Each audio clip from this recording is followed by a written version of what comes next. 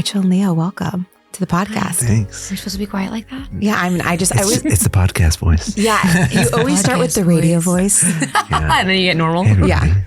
Okay. So I want to start from the beginning because Rachel, you're one of the OG content creators.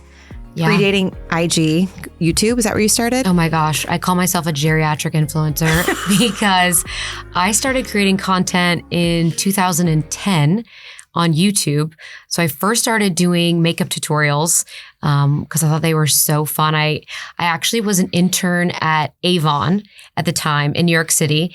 And they had like a internship program for if you were a rep for Avon. And so I was a college rep because I've always loved makeup. I kind of started doing, I did theater in high school, and I actually loved the like backstage of doing the makeup more than the play itself sometimes.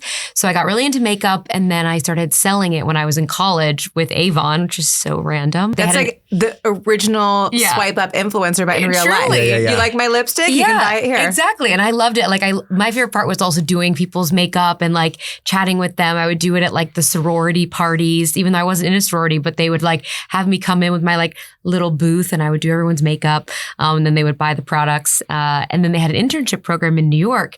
And I was the social media intern, which was a totally new concept at the time. In 2010? In 2010. That's amazing. When What were nobody you- knew what social media Twitter? was. It What was were you- just Twitter and Facebook. Okay. And E-Bombs World. I'm just kidding. Oh my God. Tumblr wasn't even really around yet, I don't think, until 2012. Tumblr was, I think, even at that time, sort of like still very Very low niche. key. Yeah. Very niche. So I was an intern there, and that's when I discovered YouTube and YouTube beauty gurus. And it was crazy because my boss at Avon was like, yeah, something's happening on YouTube. Can you maybe do some work with the PR team and do some mailings? So I would like do OG PR mailings to these, we called them beauty gurus, YouTube beauty gurus. And I was like, this is so cool. They're getting free product.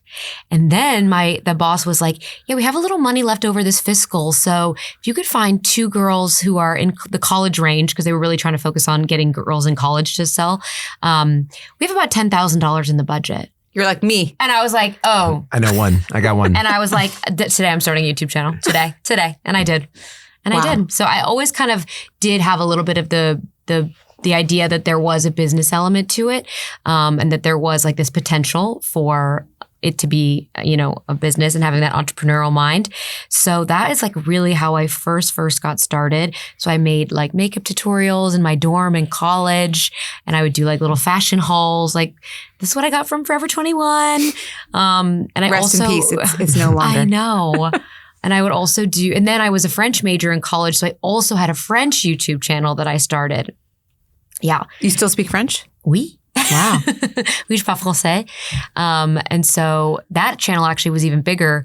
But then when I moved to New York after college, I worked at Estee Lauder on their social media marketing team, or on their marketing team as like the social media girl. So I was there for 3 years. And in 2015, I resigned to become a content creator full time. How did you know that it was time? I mean, it was hard because when I first started at Estee Lauder, they were interested in me from a social media perspective, because I had this YouTube channel. I had some understanding of How big was your following at the time? Probably on YouTube. My French channel got pretty big, like 250,000 subscribers. My US channel never like got too crazy, maybe like 40,000 subscribers. And at that point, I guess I had an Instagram when I first started at Estee Lauder. I was on the Origins team, skincare team. But they were basically like, oh yeah, you can't be doing that anymore. And I was like, what? They were like, which is what I've heard from a lot of creators, that their jobs love them at first because they have this expertise. Yes. And then they low key start to get a little bit jealous Yeah. about, or they feel like it's a conflict of interest, or it's Well, your attention competitive. isn't there, because that also happened with me. And in my situation, they were like, you're never going to get this opportunity again. You should go explore that and put all of your effort, because clearly that's what you want to do. What was, so we got to back up. Tell us about your quick background. I mean, it wasn't nearly as cool as hers. I worked. No, it is. It is. Yeah. Leo's lived like 10,000 I lives. know, I've had a million lives. In this particular moment when this happened, I was actually a social media manager also for the Google Lunar X Prize, which was like a space robotics incentivized cool. competition. It was like really, really cool. It was like international teams creating robots to land on the moon, to be the first commercial robots, not government funded. And so I was teaching all these rocket scientists how to use social media, and clearly in the process learning it myself, at least as it developed. And then I got my first, as a matter of fact, I got my first brand deal, and it was the first time I had ever even seen the word influencer in the contract. Oh, yeah. And I was like, is this what they're calling it? Because it was YouTuber and then it was blogger. Yeah. And it wasn't, I remember that because I never knew the word influencer either. Yeah. But after, you do your first one, you're like, oh, you get a little taste of it. Yeah. You're like, how can I do more? Exactly. Well, interesting. So when I started Loverly in 2012, influencer content creator was not a thing, but there was literally 100 wedding blogs plus. Like there was a list every year, the top 100 wedding blogs. And Loverly originally started as we were aggregating the best content from these wedding blogs as a way for people to discover it. Yeah. And like curating it, like almost like a curated Pinterest, but just for wedding blogs. That's how we started. And then when Instagram popped off, we joined Instagram and we started creating our creating content there, sharing content there. And it was almost like because we were early and we committed to it, it like blew up. Yeah, especially back then. And it was so sad to see that all these 100 wedding bloggers, maybe 10 or 15 transitioned into being content creators because it was such a different medium of sharing. And so, but I remember they were called bloggers. Yeah. And even now it's still like a constant evolution. Like every couple of years you need to read. I don't think you can say, I don't know if influencer is like derogatory. So it's content creator. That is just creator. That is one of the contentious sort of conversations. But you get triggered by being called an influencer? No, I was having this conversation with my friend Noelle, who's also an influencer content creator. And I think that there was this idea that influencer was like a bad term, but we were talking about it. We were like, actually, I kind of think anyone can create content. Anyone can be a content creator, but to have influence and for your content to influence people or inspire people, I actually think that's a stronger term, which is like kind of a hot take. So I like being called an influencer. I like knowing that what, the things that I like to wear or the advice that I give or whatever it is influencing others in a positive way. Yeah. Obviously, I understand the word bad influence is so strong. I think that's part of the reason that there's that connotation there. But I feel like I'm a good influence. Yeah. I like to believe that. Your influence too has, like, we were just talking about this before we started recording, like since we first connected to now, it's been maybe 5 months. Yeah. And you've literally doubled. Almost, yeah. Your following. So, I mean, and we were seeing a lot more of him on the feed, which I feel like has something to do with it, and sharing your story. Court jester, you know. Okay, what I mean? Tell us what's been happening. Is it just the wedding planning? People are so interested in it. Are you sharing more of your relationship? So basically, in January, obviously it's been an interesting journey because the change over from photography to video. So I actually was an early adopter of TikTok. And because I started on YouTube, I've never been shy of video, but I did love photography. So I do feel like it took me a long time to really kind of accept reels into my heart, into my life, because I was like, well, I'll do TikToks and then on Instagram, I'll post photos because I love photography. But, little by little, I'm like, okay, well, this is where everything's going. Every brand deal is a reel and reels are the way to grow. So I need to get more serious about it and figure out like, how can I connect with my audience? And video is a great way to do that because it just is more engaging than a photo. And so in January, I feel like in Christmas time, we kept talking about it and kept kind of brainstorming ideas. And I was a little bit reluctant. Like I didn't know if I really wanted to get back into content creation. I'm a designer outside of this, and I was really happy creating art, and then Rachel was like, no, I want to make videos with you again. Yeah. And finally we started doing it again. And so, January, we did this video. We were doing a staycation. I was still December, actually. It was December. And we were doing every Christmas time, instead of doing big gifts, we like to do a day together. Yeah. Which I love, getaway, getaway day, like a staycation day. And We went to, where did we say? The Moxie Hotel in Lower East Side. And and randomly the last minute I brought these couple outfits and I was like, I'm going to have we were him. on a tight deadline, by the way, because I had the whole evening planned. Oh yeah. Yeah. So it's funny because I know where you're going. Yeah. That is part of the story. Totally. And it helped. It's so funny. So I was like, I kind of like was getting stressed. I'm like, I need to do videos. So I was like, let's do this video. I'm going to try on 3 different outfits and then you tell me which one you like the best and I'll wear it on our date. I was like, no, but babe, we gotta go. We gotta go. She's like, no, we gotta make this video. I was like, I feel like we can do it in 10 minutes. And he was like, okay, 10 minutes. And I had the 3 different dresses and I came out and I showed him each one. And it's funny because I know Leo and Leo is such a ham. Like he is such a silly. He's also put a camera on him and all of a sudden lights up. I mean, you're exactly. You like that also already. the same way though. Yeah, but he is. I'm like a cartoon character. He is like a cartoon character. And that video, we posted it like December 30th, 31st, something like that. Yeah. And it has like 38 million views. Yeah. And from that one video alone, I believe I grew like 27,000 followers. Wow. From one reel, and grew on TikTok as well from that video. Yeah, it's still going too, which is I think that's the first video I saw. Mm-hmm. Well, it certainly opened our eyes a little bit. Yeah. So then I was like, let's try out these videos. And I think what works about them is because I don't necessarily love doing like skits. Mm-hmm. Like I think that's a big couples kind of content creation. Yeah. Like I feel like I come across. Well, you're an amazing talent, but like you don't identify as an actress. No, right? Exactly. Yeah. It's like I find it hard to like deliver lines, even when I have to do Instagram like ads and I have to like read the script from the brand. I want to kill my. I want to bridge over water. Torture. I'm jumping off every time. So with these videos, I feel like I get to react and just actually be myself. It's not me doing a script. It's me just like reacting. People think we're writing them out, but they're like, I truly don't know what dresses she's going to wear. No, I always keep it a secret. It's all very real in the moment. Like we're just making it up off the top of our head. The reactions are real. But I get it. Like social media has created this sort of cynicism when you look at anything, right? You're like, is this manufactured? But Totally. I think knowing you guys in real life and seeing you together, you are very much who your videos are. Yeah. It's just these videos are 15-second cuts of They're just it little- and amplified. Yeah. So you get a little taste. And you guys are so loving and so creative. And so I do worship her. Yeah. Like honestly, like I don't have to make that. Like it's so funny when they're like, oh, he's so fake. He doesn't mean it. I'm like, have you seen what I'm working with here? Like it is impossible to fake that. Are you kidding me? You're so cute. I love it. So I want to hear how you guys met because it's, Oh my goodness. I know it's part of the lore. Part of the lore. Yeah, the lore, the love story. Walk us through how you met and also the proposal. Like how long you were together before the proposal. Well, Do you want to say how we met? yeah, sure. Yeah. We, funny enough, we met through a brand deal. We were both invited. A press trip. A press trip. More accurately. It wasn't really a brand deal. It was a press trip.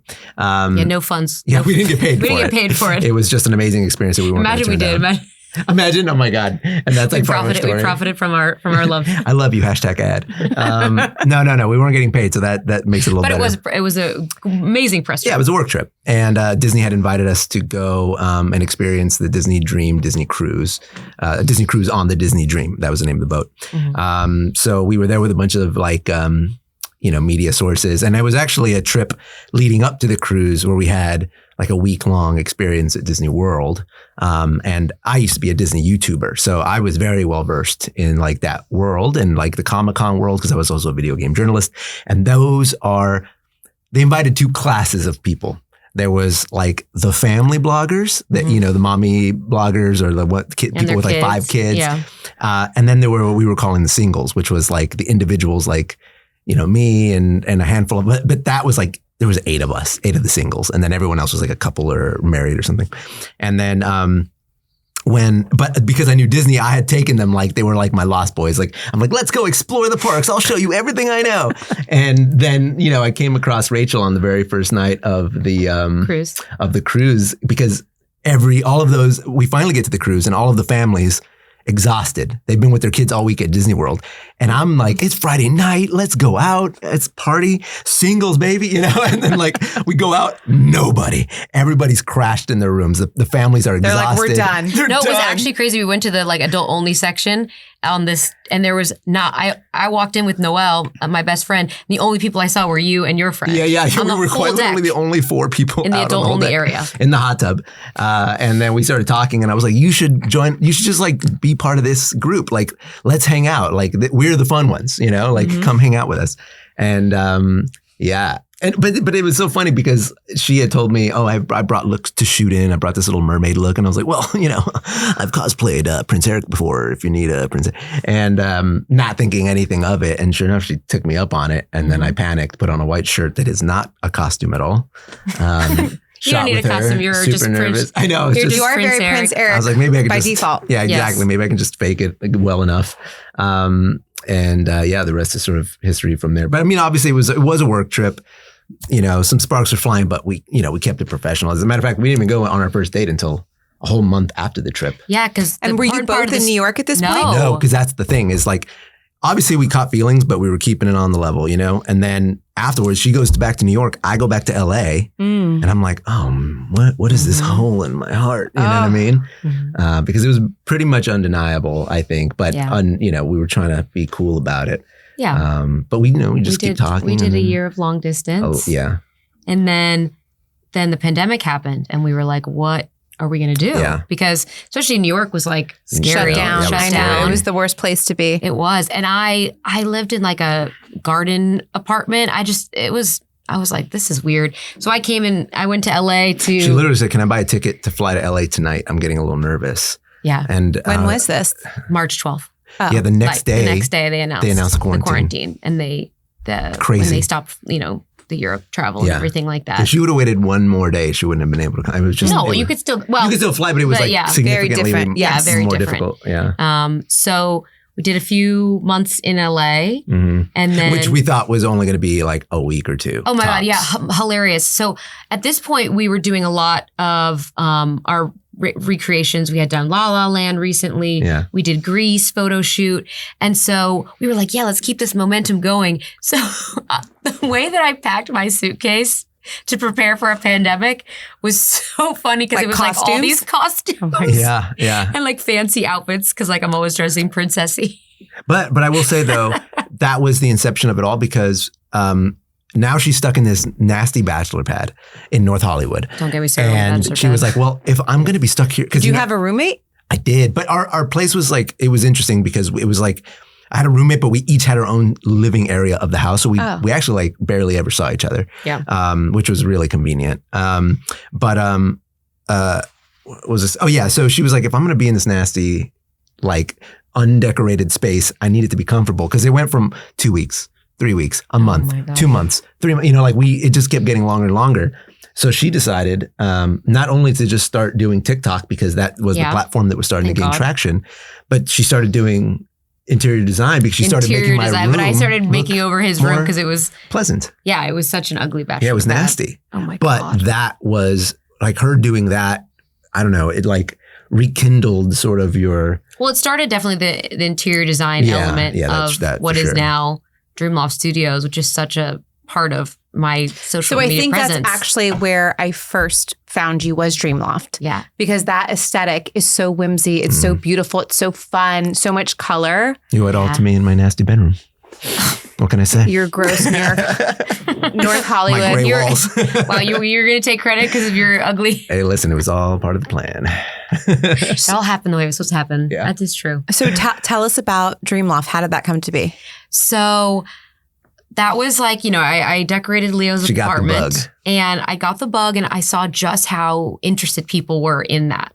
And I was like, wow, that's awesome. And then we moved back to New York together. I convinced Leo to move back to New York. Thank God. How was that conversation? Well, I'm born and raised in LA and 37 years. Oh, you too? Yeah. Oh, what part? Palos Verdes, the South Bay. The nice part. But I left when I was 25 because I had visions of New York my whole life. Really? I wanted to come to college here. Yeah, I ended up staying locally for college. But as soon as I was had a little bit of money saved, I was like, I'm out of here. One-way ticket. I feel like your story is very similar to that. Like, yeah, I've been in New York ever since I graduated college. Yeah. And she knew, she booked it over here. But I was like clinging. I was like, no, we don't leave. We don't leave. My family's here. I know, but the traffic in LA. Oh, no, the worst. Yeah. Now living in New York and being able to get around without a car, I realize this Game is changer. This is the city I've always wanted to live in, but I thought LA was that city until I left it, you know? But that first year where we were dating long distance really opened my eyes and I got to acclimate. So it wasn't really that hard of a decision because it wasn't stark. It was like I had a buffer period, you know? And then, you know, after the pandemic, like I wasn't acting, I wasn't hosting, I wasn't, you know, I fell back into design because I could do that from home. And then I figured, well, I could do this from anywhere. And New York is a really fun city. It's where, you know, she's working the most and it just made a lot of sense. And we found the most amazing loft. So, that helped. And it was an amazing pandemic deal. So, because that was what triggered us to move to New York was the apartment building I was living in sold. So it was like, oh, we have to move. Like I have to go back and get my stuff regardless. And then we talked about New York, LA, and we decided on New York. Thank God. Decided. it was a no-brainer. She's like, I'm out. You're coming or I was not? like, yeah. I was like, we've lived together for 3 months at this point.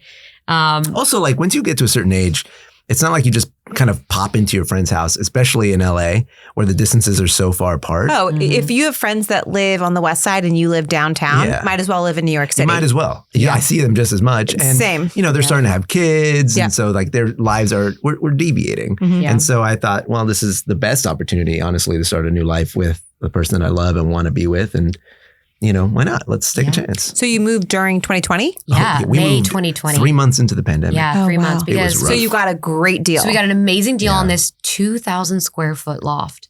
Insane. In Williamsburg. And I was so excited. And I had this vision. As soon as I saw the pictures of it on Street Easy, sponsor me again, I was like, this is perfect for, it like looks already like a studio. It reminded me of Friends so much. And I was like the biggest Friends fan. It had that reminded like me of Ghostbusters. New York loft feel, look, the exposed brick, the pipes, like this place. I still have so much love in my heart for it. But we moved in and I was like, wait, how do I decorate a 2,000 square foot loft? Big open area. And so I actually hired an interior designer and we worked together on the space and I learned so much from her. Her name is Megan Hopp. I love her. And it was such a fun collaborative experience. And I ended up taking one of her classes again, just learning about spatial planning and all these type of things that I, you know, was totally new to with interior design. And we started renting it on Peerspace and Gigster, like different sites. Because like she said, it did look like an apartment out of a movie or a TV show. And people were using it, to film content? All type of stuff. TV shows, interviews, commercials. Oh, yeah. Like everybody shot brands, there. creators. Like it was a commercial building, so we had a freight elevator. Yes. It was really accessible. It was awesome. Dock. And it was a live work building. Yeah. So we could have people come in and we had like Google, whole movies like filming all these there. big Like it was brands. awesome. Yeah. And so where would you go while they were filming? So I had an office and I would stay on site and kind of manage things with Taxi Our Dog, who became like an amazing studio manager. Yeah, he is the best. It was such a fun, he helped them load in the elevator. It was so fun. And then she would typically like take off and go film something externally. And that is when I realized, okay, I need a secondary space. We have people here so often. And it's our house. So I wanted to open a second space. And I was like, I want to design a space. You know, I've learned so much and I have this aesthetic that I can tell people are really excited about, really colorful. So that is how I started Dreamloft Studios, which is our photo studio and event space in Brooklyn, and documented that whole process online. And it was such a fun experience. When you were documenting it, you were updating it like in real time, or did you kind of backload all the content? It was a little bit of both. I mean, it was a 6-week turnaround. We renovated that space in 6 weeks, which is crazy. So I was filming a lot of it, but I do feel like once it was done, then I was like, okay, now I have, because then you have all the after footage. So, but I was doing a lot of it in real time, and I just realized, okay, this is a great way to have a secondary income stream because we have people coming there. And it's something where people can just do the keypad. So we don't actually have to go and be there on site. Amazing. So did you sign like a 5-year lease, or what did you do in order to invest that much to decorate it? It is a year-to-year lease. I wish it wasn't, but it's like one of these buildings in so classic New York. Like it just like, it's giving sketchy. I mean, there's some sketch. Like it's a commercial building, but people. But everyone lives there. Live there, So we're one of the only studios in there. Which is funny because the studio looks like an apartment. Yes, which is what we wanted. It's very much intentionally. decorated like an apartment. But I love it, and I would like to open more spaces after the wedding craziness is done. But it checks a lot of boxes. I mean, it's a place that creates a secondary. It's like a business. It's also a canvas for her to showcase her talent. And on top of that, it's also an opportunity to create content around that talent. And then on top of that, it's also a space for her to go create content when she wants to mix it up or she wants a specific aesthetic. And so it really serves a lot of purpose. It's a really versatile space. And how involved were you in the development of all this? In the development, not much, because Rachel really wanted to do it herself. And so she was learning from the contractor. She was there, you were sawing the tile and you were grouting and you were pasting the wallpaper. Like you were physically doing it because you wanted to learn. And it was also something we could document. I helped out when she needed it, move something heavy, but now my involvement is more like, I kind of am sort of, I reset the space. If the clients have an issue, I come down and help them. I fix it. So yeah, I'm a little bit more of You're actually more involved now than the custodian of the space. My sexy janitor. Yeah. Yeah, no, it's I love it. I love Dream. It's taken on like a life of its own too. It's amazing to see what you guys have built. And then walk us through the engagement and the proposal, because now we're planning a wedding, and I think it's so funny because when I asked you what your vision was for your wedding, like a couple months ago, you're like, I don't know. And I'm like, what do you mean? You're like the most creative person. It's interesting when you have to create for yourself. Believe me, I never ended up getting married because I was like, I can't. Like I have paralysis of analysis paralysis. Yes, exactly. Sure. No, when you have to choose for yourself, it's impossible. When someone gives you like a list of tasks, easy. Yeah. I can design that and put some things in front of you for you to pick out. But when I have to choose, what do I like? What do I want? What makes me feel good? It becomes a whole different conversation. But we had a conversation about getting engaged, and we had a little bit of a plan. Oh my gosh, yes. Tell the story of the engagement. Yeah. Because obviously you were the mastermind. Yeah, I was the mastermind. Whatever. But obviously we dated long distance for a year. Then we went through the pandemic together. And then, the next year happened, and it felt like our life was really starting to kind of gain momentum and traction again. The world was starting to make a little bit more sense. Still a little chaotic, but at least there was direction. And we had this conversation, and we figured it's been 3 years. We want to be engaged. Theoretically, we'd like to be engaged by the end of 2022, because that would be like the nice marker where we've been together for a substantial amount of time. We know we want to be together. Why drag it on? We're not getting any younger. Yeah, we're not getting any younger. And so I knew I had that deadline, and I also knew that it had to be in the summer, because we talked about it, but lighting, weather. I want to be outside. Yeah, I believe I said if I'm wearing a coat and you propose, I will say no. I will say no. Yeah. So I knew it had to be summer, which also gave me a deadline. Like I knew I had to propose by the end of summer of 2022. But if she knows that and I know that, like, how do I surprise her? It's like every moment that you're going outside or going somewhere nice, you're like, it's happening. That is the good news is you're always prepared to shoot, so you're always glammed up and looking good. So she's been ready. That's her naturally. Yeah, she's ready. Yeah. And so I was like, okay. So I was ready. How do I make this seem? How do I pull the wool over her eyes? And especially as like it gets closer and closer and closer, like the days are more limited, and it got to the point, like you're saying, where now she's just like, oh, what came in the mail? What's in that box? Oh, it's just in your room. And she was snooping. And I knew it. And so, and I was planning on proposing, but I needed to throw her off the scent a little bit. And so I needed to come up with a lie, a strategy, a plan. A ruse. And at the time I was really kind of getting into motorcycles. And so I was going and telling her that I was going to see used motorcycles just to check them out, just to consider them and take a look. But what I was really doing was looking at venues, places to propose, and stuff like that, and trying to like figure out how am I going to pull this together. And then then the pressure really like ramped up. And so I had to sit down with her and have a conversation. And this was like the moment of truth where I had to put my best face on. And I told her, because I needed her to not think this was happening. I couldn't have her like, when a situation felt a little weird, that she would be sus. I needed her to think nothing was happening. And so I put my life on the line and I said, Rachel, I just want to have a real serious conversation with you. I don't see myself in a place right now where I can financially justify giving you the proposal that I think you deserve. And I don't want to do something that is less than that. And so realistically, I know that we planned for the end of summer 2022, but it's going to happen next year. I promise it'll happen next year, but I need you to be on my side. She's like, I'm done. I'm out. Oh my God. To her credit, she processed it. Yeah. You know, not without a little bit of emotional It's so funny too, because I called my but friends who all knew about what was actually going on. And I was like, what? I was like, I was like freaking out. And I was like, we discussed this date. Yeah, we like talked about this. about You knew. this. Why didn't you plan better? And I'm like, I know. And they were like, oh no, I think it's okay. Yeah. And I'm then like, things why got are you worse. on my side? Because they were like, Leah. Leo, why would you say that? I'm like, I need her to not suspect it at all. But then I still wanted like a nail in the coffin. Yeah. So as I'm going out and like looking at venues, pretending to look at motorcycles, I actually find a motorcycle that I want to buy. Oh no. And it was a great deal. So so he buys a motorcycle instead of a proposal. Yeah. After just telling her financially I wasn't ready. Yeah.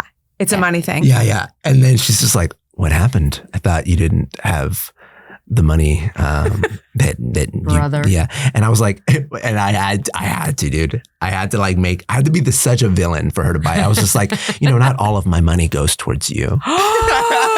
Out loud, he said this. I know, it was so bad. But I needed her to be mad about something else and not think about the wedding, like the proposal at all. And I was ready to take the brunt. You were hating motorcycles. You were basically so my God. pissed. Every time you saw it. Yes. So pissed. So this is August 1st, maybe, or beginning, end of July.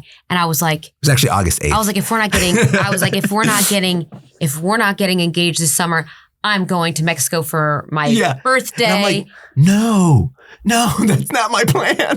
Oh yeah. I was like, we're going on this trip. Because at this point, I'm almost ready to go. You have the ring? It's 2 weeks out. I'm going to propose. I've got the ring already. Yeah. But then it worked out really well because she went to Mexico first and I was going to meet her there. The girls. So it gave me like 2 or 3 days to like finalize everything without her. Because the thing is, I couldn't have my emails open. It was really hard. Every step was incremental. Right. I had to be sketchy. And then the 3 days that she was gone, I was like, oh, complete freedom. And then I finished finalizing the venue. I made the plans for the after party. I got everybody involved. It was amazing. Went to Mexico, came back. Yeah. And then what we had done is I told her talent manager to send her a proposal for an event that she could not refuse. And it was a white garden party in Central Park. Yeah, like so she thought she was going to brand deal. Right. Oh, wow. She thought she was going to a brand event. Yeah. And in reality, it was her engagement. Amazing. Yeah. So I was so unsuspecting because I get the email from my manager, like any event, brand deal. And I'm like, oh, that's great. Oh, great budget. And I'm like, yeah. That's what I told her. I'm like, you need to make it high enough to where she cannot say no. I need her to go. And I'm like, oh, fun. It's in Central Park. I was like, I still remember thinking, I turned to my assistant, Caitlin, I go, can they throw events in Central Park? And she's like, yeah. And I'm like, oh, okay. And then the attention to detail was iconic. Like, so we're showing up, me and, what was really nice too is that I was like, oh, it's a white party. What dress should I wear? So I pick out a dress, but it was like a dress from Amazon. Still cute, but like, not good enough. And so my friend Noelle, she's like, oh, are you going to that white party? And I was like, oh yeah, are you going too? She's also an influencer. She would be invited. I'm like, yeah. She's like, what are you going to wear? And I was like, I don't know. I have this dress. And she was like, oh, so weird. Actually, Selkie just sent me a white dress, but I ordered this one for the party, but they sent me a small and I need a medium. It doesn't fit. She's like, so maybe you could wear it. And I was like, no, just send it back or give the money back. She's like, oh no, Kim said like I can keep it and you can take it. And I'm like, okay, that's great. This is such a cute dress. Yeah. Thank God. It's so cute. It's so cute. But so of course people are always like, it was fake. She's wearing this dress. I'm like, no, we just the attention to detail was just incredible. Yeah. Even when we got there, you guys hired someone to hold a clipboard like check at people the gate. in. And on that list were influencer names. Because I wanted her to like be immersed in the in the false. It's kind of a little bit like next level scheming. It was next level scheming. It's to this day my proudest endeavor. Yeah, and you worked so closely with. Yeah, I had my shadow council of ladies that were helping me orchestrate the event. So I'm just like taking my time, getting all these video clips, like walking through And I'm the like hiding in gate. the bushes, like, walk faster, you know? And I'm like taking video. And then I'm like, so then I hand my purse to my assistant because I'm like, oh, it has a logo, you know? I always think about that when you're an influencer. You can't have, brand logo. So I'm walking without the purse. And then I'm like, oh, I see. And I'm like, oh, they have the hot cater waiters. Yeah. And I had a musician brand too. events, like you have cater waiters Yeah. and they're usually like, models. Yeah. And so I literally, when I first saw him, I thought he was a waiter. And you're like, hot ones. Yeah, the hot ones. Yeah. But these are the things that happen split second in your head. And then I'm like, wait, no, that's like when she locked eyes with me, I can see just like this, the computer registry not clicking. Like she was like, what? And then I turn around and I'm like, because I had a musician, so it even looked, felt like had an event flowers at and all these first. things. Yeah. And so, I like whip around and then I just freeze, just like stand there. Yeah. And then I look at her, I'm like, yeah, this is for you, you know? Yeah. And then he walks and over I had and to he go grab her because she there's like stopped a moving. little, like a semicircle of flowers. Of flowers, yeah. It was And then I proposed amazing. and she said, you little shit. Yeah, that was the I'm first like, thing you got to I said. say yes or no. Like you still have to 'Cause answer. obviously that's when I realized it was all Yeah. the motorcycle. And then she kissed me. We kissed. We're happy. And then she kind of leans me back and goes, "You can keep the motorcycle." It was like all so instant. It was and so then funny. I go, am I not getting paid for this? Yeah. Then she goes, wait, am I not getting paid? I'm like, it's not a ring. I'm like, sorry. And I was like, oh, this will do. Yeah. Amazing. This beautiful ring. Will you take a gift? Yeah. So did you you had nothing to do with the ring then? Or did you? Listen, it he was knew what not. I It wanted. wasn't like I had to guess. I had been receiving very DMs. She had been dropping hits. Yeah. Even a year, even like Way in several advance. months before we were in Italy. And I kind of thought he was going to propose in Italy. And so I kept taking photos like this and then photoshopping a ring onto them and then sending them to him and being like, do you like this picture of me? Just to see if he would do it. Yeah, so I literally had examples of what ring she wanted on her. You know what I mean? I wanted it to be very clear. Yeah. But I know everyone's different. Some people like to go and pick it out with their partner. I still wanted the moment to see the ring in the box, and I wanted it to be correct, but I didn't want to pick it out. And funny enough, like right in the beginning of a relationship, you got a brand deal to go to Vegas, and I went with you. Oh yeah. And we happened to walk by a jewelry store, and she tried on a ring. I remember I saw the size, and I put it in my notes. So I never even had to ask her for her finger size because I had it saved for like 3 years before. Wow. He knew. Yeah. Yeah, just in case it paid off. That was like November. We met in March. Yeah. That was So that was early. August 2022. That I when we got proposed, engaged. Correct. Yeah, so we've been engaged for 3 years. you're kind of like me. I mean, I'm at 5 years, so I'm like forever 5 years engaged. Yeah. Yeah. I mean, basically, we're married. That's We've had what a we kid. keep We have another saying. kid, so it's like We feel like the engagement kind of was because it was such an endeavor that it feels like that kind of was. Well, our I had an wedding. engagement party. And I felt like, okay, check the box of feeling like I planned Exactly. something, and I wanted to, and then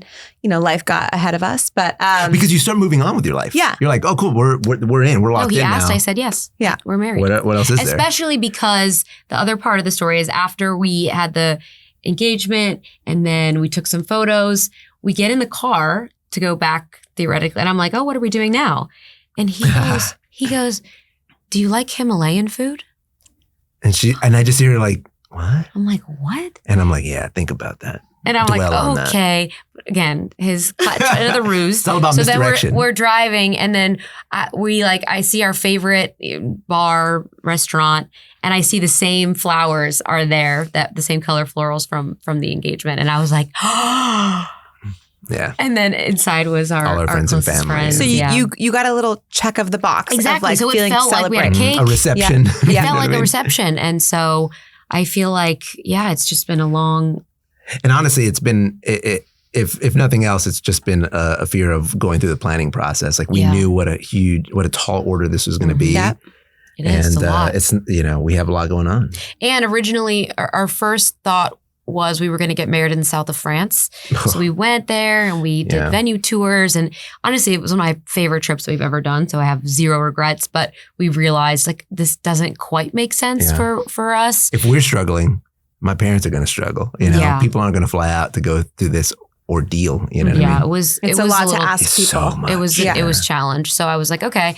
So then it was around this time last year that we started looking at venues in New York and just wondering, okay, where are we going to do this? And And that was actually a hard process. And remember, we went to several venue tours, and I was like, I don't think that we can get married here. Yeah, because everything's on a rooftop, and it sounds ideal until you realize that no rooftop is free of like big gates and like protective glass, and there's no shade, there's no the lights. And bad, my thing was like, if we're gonna spend the money for a New York wedding, because a New York wedding is always so expensive, I want there to be a view. I want to see the skyline. Like that's what I fell in love with when I moved to New York. I'm like, you could do it in a hotel anywhere, like I don't want to get married inside. I want it to be outside with a view of the city. But like you said, that's mostly rooftops. But I was like, I want to be on the ground. And originally I had the idea, I don't think I've ever shared this, that there was a drive-in movie theater right by our house that popped up during the pandemic. And I was like, how cool would it be to do a wedding at this drive-in movie theater? And we love movies, and like obviously we do our recreations. And I reached out to the venue, and they were like, it was like May of last year, and they were like, our last events this year will be in July. And we were like, oh, really? What? That's not going to work. So, but then I was like, okay, well, I know what I want. I like the waterfront. The vision was clear. The vision was clear. So then when I found Sound River Studios, which is our venue, which is on the water and has the most incredible view of the city. So I was like, beautiful. This is perfect. This is what I've been looking for and haven't found. And it's so magical because there's this long pier, like a big dock, and you can get married on this pier and then just see the city. No spoilers. And then where the reception will be, it's like this big open, like white box loft, which is also very, very me. So you get to decorate that. So we love our venue. And what's great about it too, it's really close. We live in Greenpoint and it's in Long Island City. It's like part. a mile and a So half. And it's also a bar. So during the summer months, they run it as a bar. And so we can go back anytime. Yeah, so there's like good energy in the air. People are out. It's like cool. It's, and we can it's like always what we go like. back and have a drink there and celebrate. Go back. We go constantly even now. Like we go like just to like visualize. And we go right now in this it's the event season. So we go and we watch weddings that are happening there. Yeah, and then we go, amazing. are we going to do that? Is it going to, are we going to, you want to do that thing like they did? Or do you like that? So that's fun. We'll just go. And then we low-key walk down the dock as if it's the aisle and We pretend practice. we're getting married. We're such... So it's coming up pretty soon. Yeah. It and really is. What things are you sharing with your followers? Because I feel like you're very much someone who brings people along your journey. Totally. I've seen a lot of dress try-ons. A lot of dress try-ons. You announced your dress designer collaboration. Yes. I'm so excited. So I tried on a lot of dresses. We won't give too many spoilers since Leo's here, but I tried on a lot of dresses, and there was things I liked about so many different gowns, but nothing was really like it. And then I was just like on this trip with you. This is so funny. So I'm on this trip with you. I like bullied you. I was like, what are you doing? That's your designer. Exactly. And you were like, you should go with Haley Page now that she's back to designing. And I was like, well, I was like, she's your aesthetic. I was like, she's so 100% your aesthetic. She's going to get you in a second. Yeah. But I just really, I have met her before and she's the nicest, but I just figured, no way she's going to do a custom dress for me. Like she does custom dress for celebrities. And but then I just thought, oh, well, the worst she can say is that she's too busy or she's not able to. And that's okay too. But at least I got to try. So I sent her a DM and I was just shot my shot. And she was like, she wrote back right away and said that she would love to design it. So we have been working on the design, which is so exciting. It's kind of a combination of several things that I fell in love with in the dress shopping process. And then I'm going to but it is like scary because with a dress that you've tried on in the store, you know what it's going to look like. Exactly what it's going to be. Yeah. Yes. Like sure, it might need alterations. Yeah. But like this is like a total, right? All I have is a sketch and a vision. So that's a little bit scary, but exciting. And I'm doing my fitting while she's having her first show back in Palm Beach. Which is super cool. In July, at the end of July. So that's when I'll do my first dress fitting, which is so exciting. So I'm just thrilled. I can't wait. Said yes. I can't wait to see it. I know it's going to be amazing. Me too. You better no cry. I heard so much about it. Are you going to throw him off the way that he's been throwing Maybe you? I should. Yeah. I should. It's going to be black. Yeah, it's going to be black. Well, it's funny because I don't even know what I'm wearing because she has to pick it out so that it compliments her. So that's kind of part of it based on what I'm. Well, you have a little bit more time. I mean, I feel like with It's easy. menswear, it's easier. easy, yeah. A lot easier. Everything with men's is easier. So you have the dress locked in, you have the venue. Yes. Do you have a planner, a designer? I have a planner. Okay.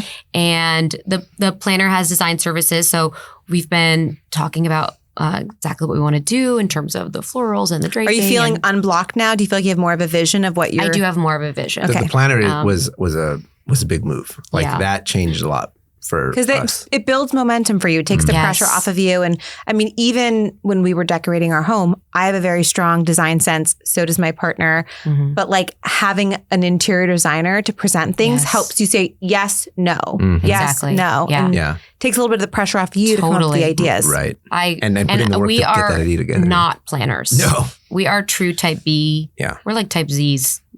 We're chaotic, creative we people, fly by and the seat of our we fly pants. by the. So this process for us is actually really hard. It's tough. But having a planner, oh my God, 10 would recommend to anyone. Take other things out of the budget for that. What other things are you splurging on? I mean, I feel like guest experience is what we are really most interested in, want to be so special.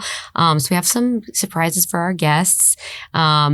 And it's going to be awesome. That's definitely the biggest split because for sure. I mean, food too, but food is just expensive. Yeah, it's New York City. It's the food. Yeah, it's funny how that's the thing that's the and pain. rentals. I mean, it's all expense. It adds up really fast. It's all a freaking splurge. And it adds up so fast. You're right. Yeah. And people have sticker shock, and there's oftentimes so much distrust and saying, "Oh, it's just more expensive because it's a wedding," but people don't realize how much manual labor goes into design, whether it's florals or rentals. Like someone is packing it, they're unpacking it, they're cleaning it, they're steaming it. Like there's all these little elements that you don't think about. And that time is money. No, and absolutely. you have no sense of perspective because you don't know what other companies charge. And you've also never done it before. Right, and exactly. hopefully never do it again. Yeah, exactly. So you're kind of you got to trust lost. the planner. That's where the planner really can help be like your barometer right. of what to No, they are a spend. filter for sure, and a necessary one for us. For sure. Is there anything about the planning process that you've like loved or hated? Listen to that silence. The loved. I love the idea. I was going to say I love the visualization process. Like I love when we go and we stand there and we look and that's going to be us and we're going to have such a good time and I can't wait to marry you. It's very romantic. Like even when, I don't know, maybe you're 5 years into the engagement wedding situation. There's like almost like a reinvigoration that happens when you get engaged, right? Like we went through this whole process of falling in love all over again with like a whole new heightened sense of like connection and like security. And it really changed tremendously for the better, like the nature of our relationship. Like it was like, wow, this is incredible.